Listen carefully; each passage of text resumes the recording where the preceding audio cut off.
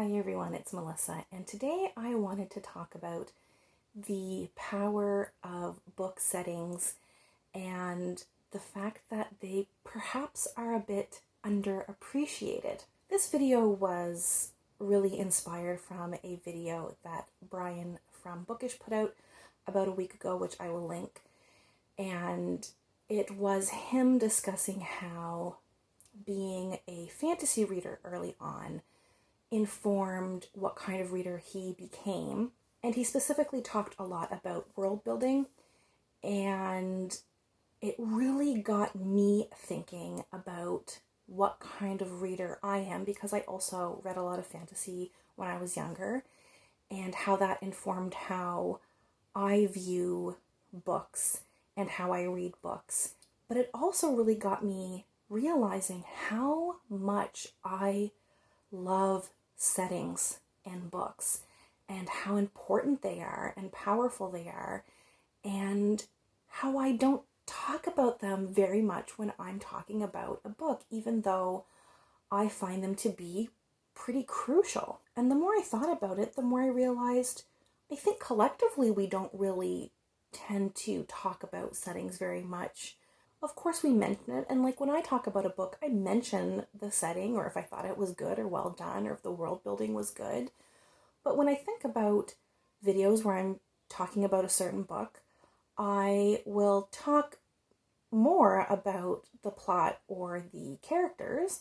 I'll talk about other things like writing style and setting, but for the most part, the discussion seems to be focused on plot and characters and not so much on setting. I really only briefly mention it. And it made me think why that is. Why am I not talking about the setting when it's something that is so crucial for my reading experience? Why aren't other people talking about it very much? And I'm using this generally. I'm sure there are many booktubers and other, book reviewers and people who talk about the setting more.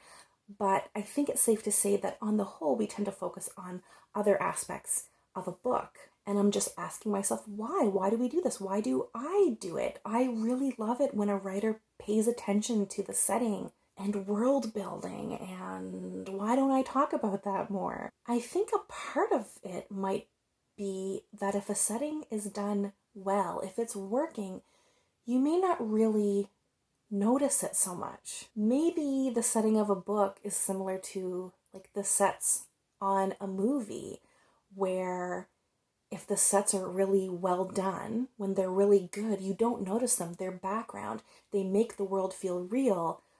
But if they're bad, then you notice the things that are wrong with them. But if a movie set or a book setting is well done, it's in the background doing its job to make the world feel real and believable. When I think about book settings that are really well done, they have the perfect amount of description.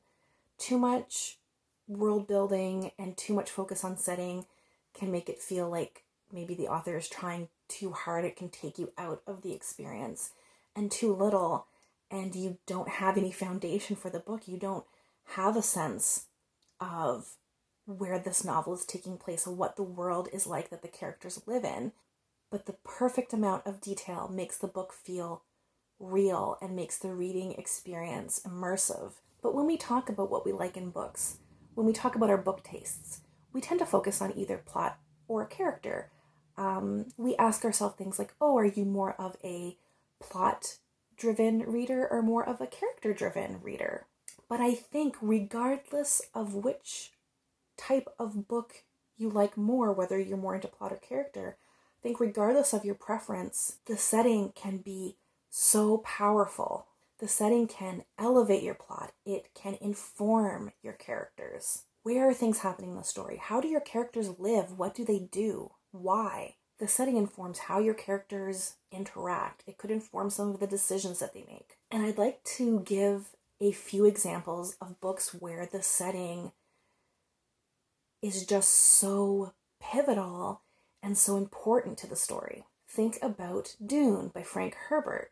The entire plot revolves around the setting. Spice, the most important resource in the galaxy, a drug that can extend your life, something that is needed to make intergalactic space travel possible is only found on this one desert planet where it is incredibly dangerous to harvest it, to collect it, to extract it. Whoever controls access to the spice, whoever runs the planet, has all the power. This sets up the entire plot of the book. Another book that comes to mind is the Expanse series by James S.A. Corey. I've only read Leviathan Wakes, but the setting there also really informs a lot of what goes on in the story. It definitely defines the characters. You have characters who grew up on Earth or other of the inner planets, where they grew up in relative wealth, they grew up under normal gravity conditions, they grew up with atmosphere, being able to see sky, and then you have other characters who grew up on the belt in stations set up on asteroids or the moons of some of the outer planets. And they're very different physically because their body developed differently under low gravity, but also their culture and language and even hand gestures are different because of how they had to grow up, because they lived underground in tunnels on these stations, because they grew up in a space where air is a super precious commodity. It affected how they act. It even affects the hand gestures they use because they spend a lot of time with their faces covered in spacesuits. But setting isn't just important for genre fiction. This is not just something that is important in world building for science fiction or fantasy. If we go to more like general or literary fiction, setting can really flesh out the story. It can really enrich the reading experience. Look at a book like Wuthering Heights by Emily Bronte. Would that story feel the same if it wasn't set on the moors? It wouldn't. It wouldn't have the same mood. It wouldn't have that interesting mirror of the atmosphere of the setting against one of the main characters. Another example is The Grapes of Wrath by John Steinbeck, and probably other Steinbeck books as well, but I haven't read all of his books. But that's a book, Grapes of Wrath is a book that really uses setting really well. You get to know these characters to their core when we are introduced to the setting in Oklahoma and their farm. You understand them more as people, and then when they travel to California is almost like another character in that book. I mean, I could practically taste it. Or how about Rebecca by Daphne du Maurier? The setting of the house of Manderley is so crucial to how that story's told. If someone could materialize that house from the book, I would recognize it. I would know my way around it. I know how it smells, how the sunlight streams in, how the wind blows across the property. Understanding that house and what it feels like lets you understand how the narrator thinks and feels, why she thinks and feels the way she does, being there. So I guess my point is settings are powerful, whether they are grand world building in a science fiction or fantasy, or whether it's simply the surroundings to set a mood, or if it's a region that informs the characters, or if it's a building that reflects the thoughts and feelings of the protagonist.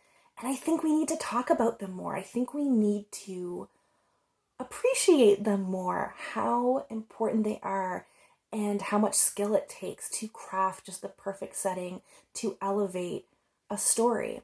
So I would love it if you could share below the books that you think do setting perfectly. What are the books that stand out to you? I would love to talk about this more with you in the comments below. Thanks as always for watching, and we'll chat soon. Take care. Bye.